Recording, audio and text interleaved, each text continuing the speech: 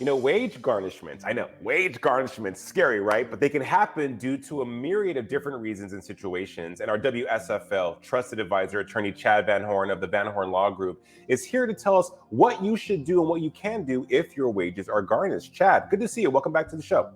Thanks so much for having me back. I really appreciate it.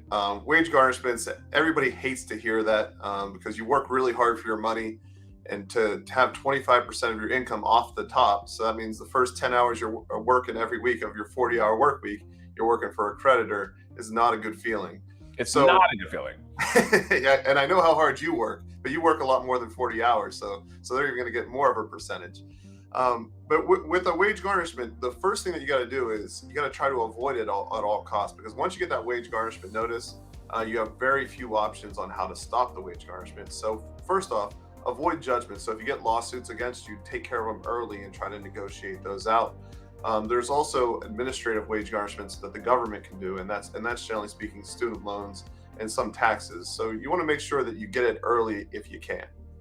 Now, what do you do if you're falling behind and facing a possible repossession? Yep, so that's another big thing that's going on right now because of COVID and everything that's going on. People have fallen behind on their cars. So the first thing that you want to do is reach out to the car company. There's a lot of the finance company, because there are a lot of different options that you have as far as missing payments, putting payments on the back end, potentially even refinancing your payments to make them lower. So first thing you want to do is reach out to the finance company to work something out. If that doesn't work out, go in and talk to a bankruptcy attorney, because there are ways through Chapter 13 bankruptcy where you can not only get caught up in your payments, but potentially lower your payments, lower what you owe, and lower your interest rates. So again, make sure you're proactive and you get after it, and you don't just wait to see what happens, because what's going to happen is they're going to end up taking the car. Right, and you mentioned it being proactive. Now, what if your home, Chad, is in active foreclosure? Now what? And that's another thing that we're seeing pick up. Many people took advantage of the COVID relief programs where you went into forbearance, meaning you didn't have to make payments. But eventually you have to start making payments again. And if you don't, then you become in active foreclosure. So what true foreclosure status means is you've been served with a lawsuit, there has been a court case filed with the court, and that they're trying to take your home from you. So as soon as you receive that document, if not earlier, you want to speak to an attorney about either working out a loan modification. Once again, that's negotiating with the lender directly, or looking at some of your bankruptcy options. There are ways to save the home. Luckily, in Florida, it is a judicial process, which means it is a slower process where you won't lose your home immediately. But if you do not respond to that foreclosure complaint, they will take your home. Now, from homes to your personal finances, another scenario. Your bank has been frozen, your bank account has been frozen by a creditor. They freeze your money, no funds in or out. What are your rights?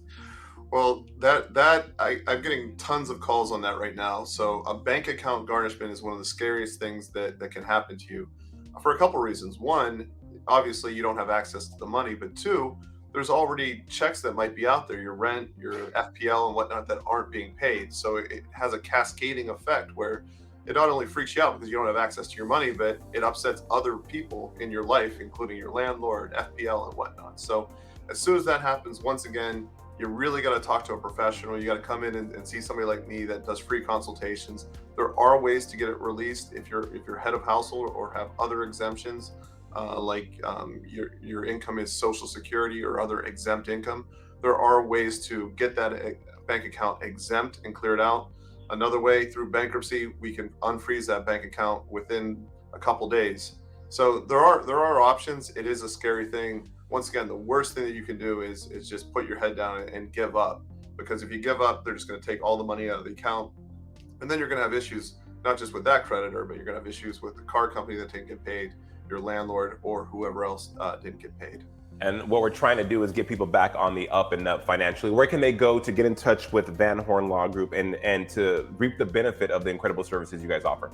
Absolutely. So we have helpful information at vanhornlawgroup.com. Also, you can give us a call at 954-637-0000. Wonderful. WSFL trusted advisor, Chad Van Horn, you are the bomb. I was like, think of like, what's the best way to describe Chad Van Horn? I think that's it, man. Thanks so much for being on the show. I appreciate you. Thank you.